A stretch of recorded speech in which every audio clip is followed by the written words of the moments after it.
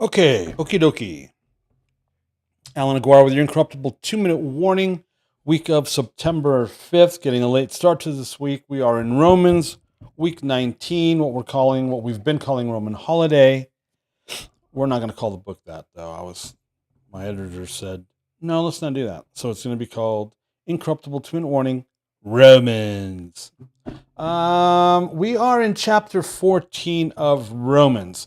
Now, I didn't go to college, but I'm going to assume that when you're in a class in college, you might be there for 2 months, 3 months, that they spend one day where they kind of like go back and remind you of how we got to where we're at and context. And I mean, I don't know. If I was a professor, that's what I would do. That's what we're going to do today. So Romans 14 is... Let me go to Friday mode because we're going to be talking about a couple things in this mode. It's going to be better in this mode. Romans 14 is widely used across the board with Christianity to discredit our observance of the Torah or our need to observe the Torah, whether it's the diet, primarily the diet and the feast days. And that's not what that's not what Paul's talking about. So to make this about that is, well, it's an agenda. It's called having an agenda. So they think, oh, see, right here, this is Paul saying, no, he's not. So we're going to put some context to it so that you can understand what it is that is going on. And I don't want you to think, oh, well, Allan's just saying that because Allan's just saying that, because that's not true. I mean, that's weird. All right. Let's remember. We have to remember this. We have an enemy. And I would say that we have a mortal enemy, but he's a supernatural spirit being, spiritual realm enemy, which now automatically we lose just because the mainstream Christianity doesn't actually believe in the supernatural, not to that extent, and they're not charismatic. So there's a good possibility that we already lose people just by saying that. But we have an enemy that's supernatural, that's spiritual, that functions not only in both the spiritual realm, but also in the earth realm. We know that because when God asked Lucifer what he was up to, the way he answered, he goes back and forth from our realm and the spiritual realm, and he's our enemy. Jesus said he was a murderer and a liar from the beginning, from the start. So he doesn't have your best interests in mind at all. He wants to see you dead. He wants to see you, right? And he wants you, and he doesn't want you to obey. He doesn't want you to actually understand what it is God is saying, what it is God is doing, what it is that is actually happening. He doesn't want you to understand that. He wants you to be muddled. He wants you to be confused. He wants you to be uncertain of what it is that God said, God is saying, and especially what the Word of God says. How do we know this? Well, the Garden of Eden. God made specific instructions. He gave Adam and Eve specific instructions regarding the tree of the knowledge of good and evil. And the serpent, Lucifer, shows up in the serpent and says, is it true that God, and he starts twisting. He starts twisting the narrative. He starts twisting what was said because he has an agenda. That's to get you to eat, to disobey, to eat of the tree. And they do. So why would we be surprised if this same enemy of our soul, of our spirit, wouldn't do the same thing about everything else? He tried doing it with Jesus when it came to the word. He tried doing it with Jesus when he tempted Jesus in the 40 days in the desert. So why would Christianity think or believe? Why would Christians think or believe or entertain the possibility that he's not doing that still, and that he's not doing that to you, and that he's not doing that to your denomination and to your pastors and to your leaders and to the whole infrastructure? But of course he is. That's his job. Well, because of that, we have an agenda. We have an agenda by denominations and Christianity as a whole. Again, I'm painting a broad picture. Romanized Western Christianity, the Romanized Western Church, is subject to his deception. We're not immune just because we're Christians. And people go, well, Jesus said that Satan wouldn't be able to come against the church. Really? Is that what you think Jesus actually said? Because I can show you very, very quickly how the enemy has definitely come against the church and has been successful at coming at the church and in your own life. See what I'm saying? Okay, so it would be pretty high on his list, the enemy's list, to make sure that you're not doing what God would have you do the way God would have you do it. And if he can actually eliminate or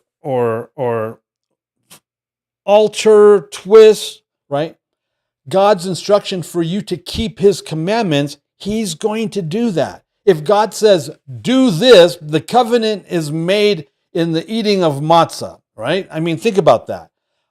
By my obedience of eating matzah, unleavened bread instead of leavened bread for a week, there's a covenant with God being made. That's powerful stuff. Well, guess what? The enemy doesn't want you to make those covenants or eat matzah. If God says, during this time period, don't eat leavened bread, eat unleavened bread, and by doing so, you're making a covenant, guess what the enemy's going to say? He's going to say, no, you don't have to do that. No, that's not for today. No, that's not for you. No, that's only for Jews. No, that's old school. God doesn't do that anymore. That's what he's going to do. He's going to do and say whatever he can say and do to convince you not to keep the covenant. And that's what he does. So one of the ways he's done this is by twisting and perverting the teachings of the New Testament. Here's an example. All right. We're going to go into the Feast Unlocked book. And in this section here called Halakha and the Gentile converts. Halakha is Hebrew. It literally means the way to behave or the way of walking. Again, something the enemy doesn't want you to do. Halakha are instructions derived from Torah. This is not adding to the Torah. And the ruling by James in the Council of Jerusalem in Acts 15 is a great example of how additional instruction, think amendments, was needed to accommodate this new and exciting chapter in the church. The Gentiles had been granted access to Messiah. Okay, context. All right, if you go up here in the Feast Unlocked, we are talking about, we're in the New Moon chapter. So it's around page 26, the New Moon, right? And we're in a section called, right here, Oral Traditions, Talmud, and Rabbinical Judaism versus Scripture. That's what we're talking about, okay? And so we then, after talking about that and laying down that pattern, we start talking about how this looked to the church.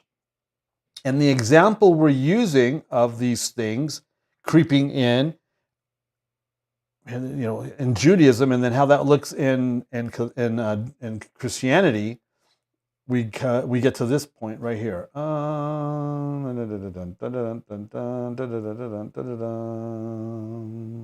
Sorry.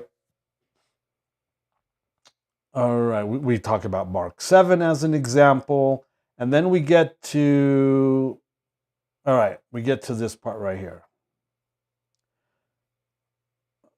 We are in. We mentioned we're in Acts 15. Council of Jerusalem isn't referencing Torah in verses 10. We're talking about Acts 15 now, and the judgments that they made about the four regulations, the halakha regulations they gave the Gentiles. Okay, here we go. By the time Peter was sent to Cornelius in Acts 10, the church was roughly 20 to 25 years old, and it was exclusively Jewish. The church was so new, in fact, that when the Judaizers infiltrated Paul and Barnabas' work in Acts 14, among the Gentiles with their flawed teaching that these new Gentile converts, the Judaizers' flawed teaching, these new Gentile converts had to undergo ritual circumcision in order to be saved. Paul and Barnabas didn't have the answer.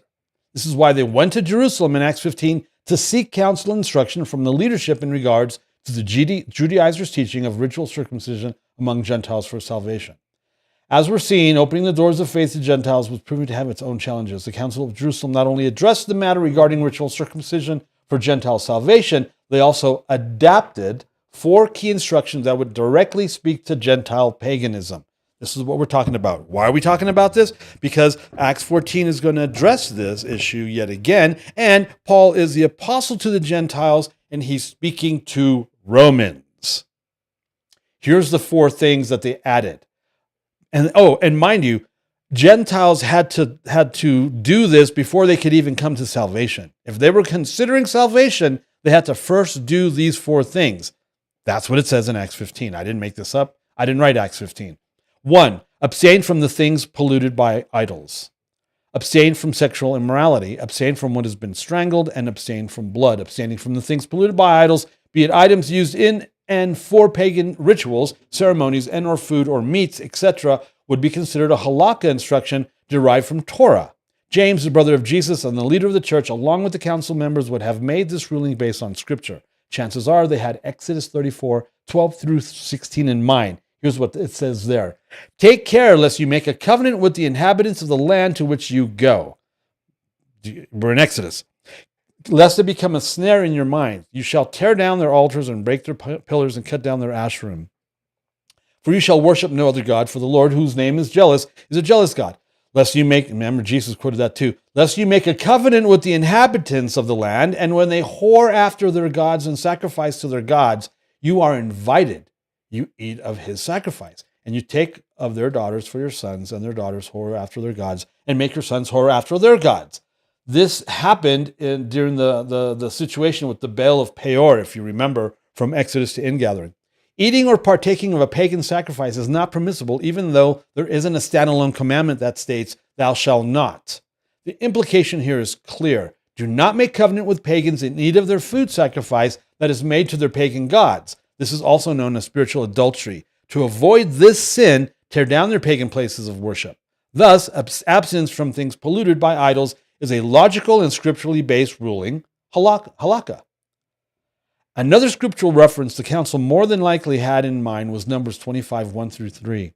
While Israel lived in Shittim, the people began to whore with the daughters of Moab. These invited the people to the sacrifices of their gods, and the people ate and bowed down to their gods. So Israel yoked himself to Baal of Peor. Remember that? With Balaam? And the anger of the Lord was kindled against Israel. Here, the eating of food sacrificed to pagan idols is mixed with sexual morality and pagan worship. We've already looked at the standalone commandments that state thou shalt not in regards to sexual morality and the worship of false gods. Lacking a direct thou shalt not in regards to the eating of food sacrificed to idols doesn't mean it's a good idea to do so, eating food sacrificed to idols. Again, abstaining from the things polluted by idols is a logical and scripturally based ruling for these new Gentile converts with a pagan background. Remember, the instructions for new Gentile converts in Acts 15 were speaking directly to their pagan roots. The converted Gentiles just came out of a system that engaged in pagan sun god worship. Active worship included going to the temple, sacrificing, eating of that sacrifice, drinking its blood, and engaging in temple prostitution. Remember, that's why Israel did it while in the land of Canaan after Joshua led them in there, because that's what the Gentiles did. That is why James mentions all of these things. James is telling converted Gentiles that a true believer must first stop worshiping false gods before learning the Torah, which is the next instruction found in verse 21. There's your reference. And your source. Now here we go.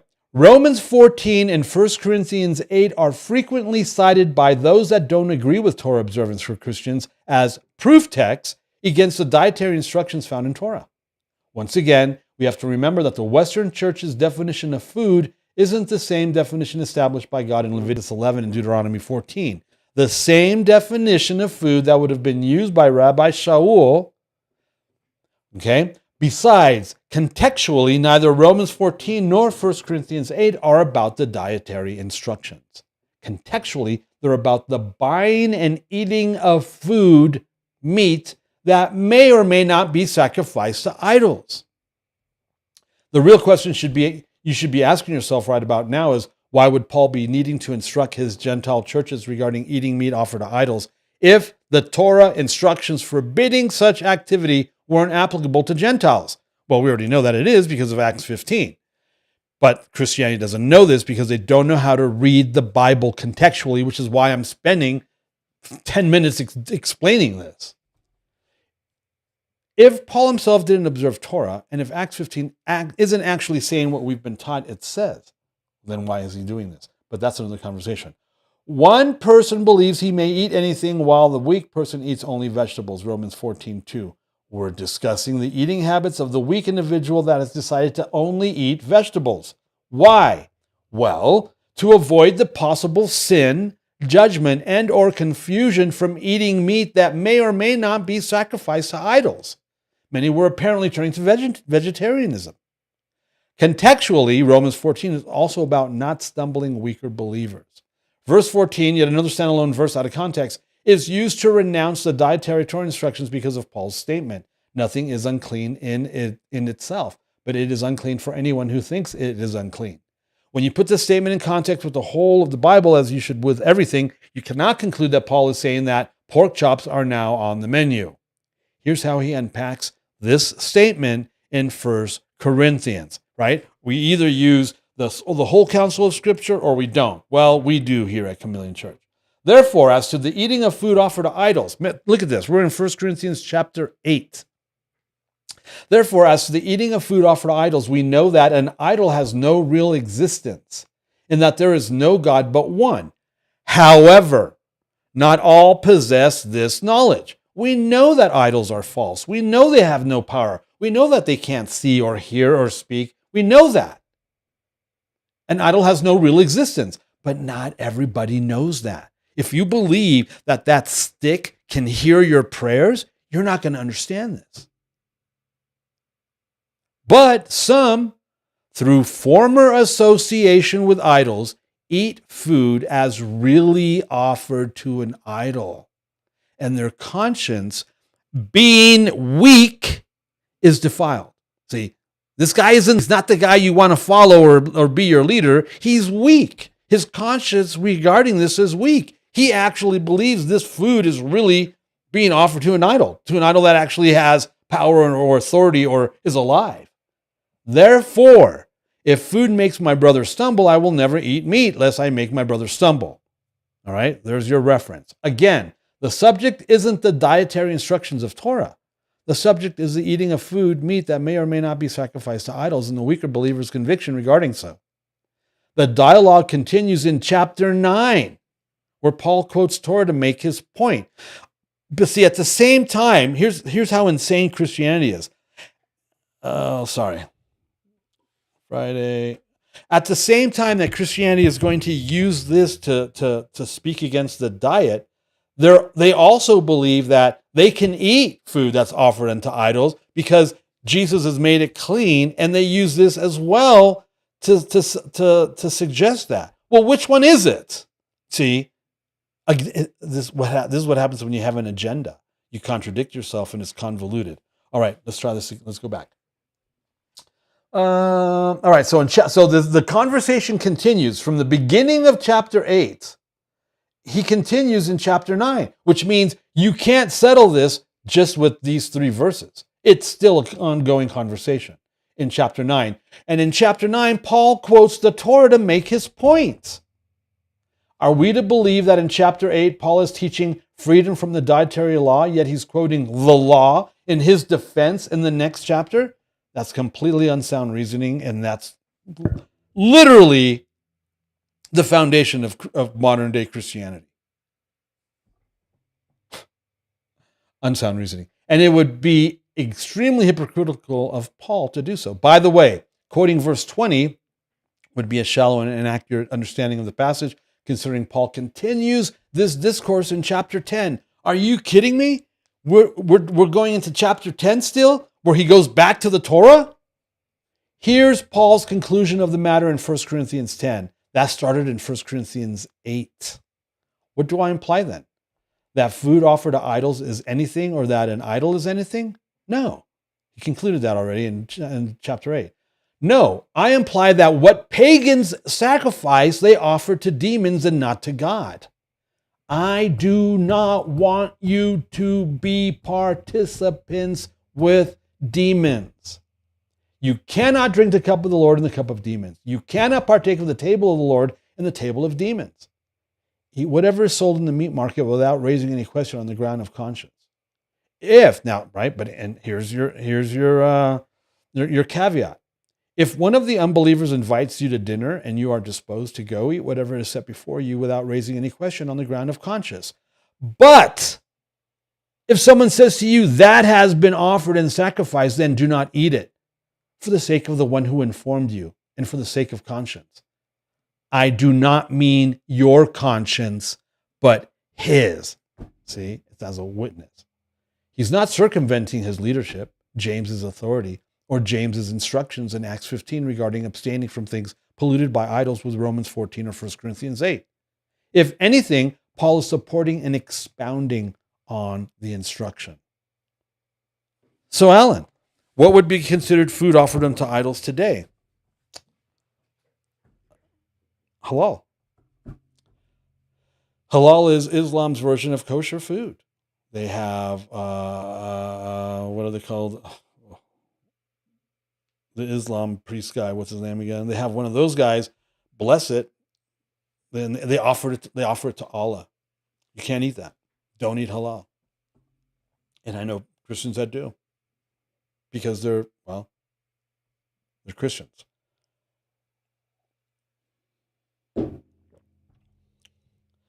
Okay.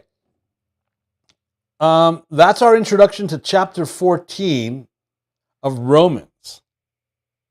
Let's do a 2-minute thing. Let's do 2 minutes here. So that, all right, here we go. It's called Do Not Pass Judgment on One Another, English Standard Version, top of chapter 14. As for the one who is weak in faith, he's, right? This isn't the guy you want to follow. This isn't the guy you want to be listening to. He's weak in faith. Welcome him, but not to quarrel over opinions. One person believes he may eat anything, while the weak person eats only vegetables. Again, we are talking about, we already established this. We're talking about God's definition of food when it comes to eating. Verse 3, let not the one who eats despise the one who abstains. And let not the one who abstains pass judgment on the one who eats, for God has welcomed him.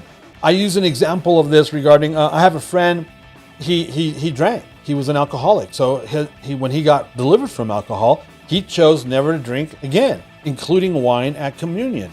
So, because we drink wine at communion, because that's the example in the New Testament. So because of his conscience, he doesn't want to drink the wine, so he'll drink juice. He doesn't judge me because I do drink wine, and I don't judge him because he doesn't drink wine. That's the example of this. Let not the one who eats or drinks wine despise the one who abstains from drinking wine. And let not the one who abstains pass judgment on the one who eats. Right? Okay. Verse 4. Who are you to pass judgment on the servant of another? See, we're not talking about sin, because this isn't sin. We're talking about conscience. I don't believe I should watch R-rated movies. Or I don't believe I should listen to that type of music. Or, right? I don't believe I should go to Disneyland. That's actually a thing these days. I don't believe I should eat meat or I should drink alcohol. You can't. Who are you to pass judgment on the servant of another? It is before his own master, his own Lord, that he stands or falls. And he will be upheld, for the Lord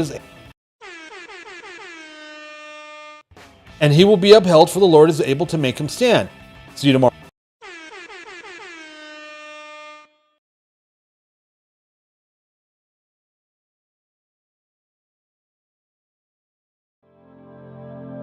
The views and opinions expressed during our broadcasts are solely those of the broadcast producers, hosts, and/or guests, etc., and are not necessarily the views or opinions of the Travelog Network, its sponsors, or affiliates.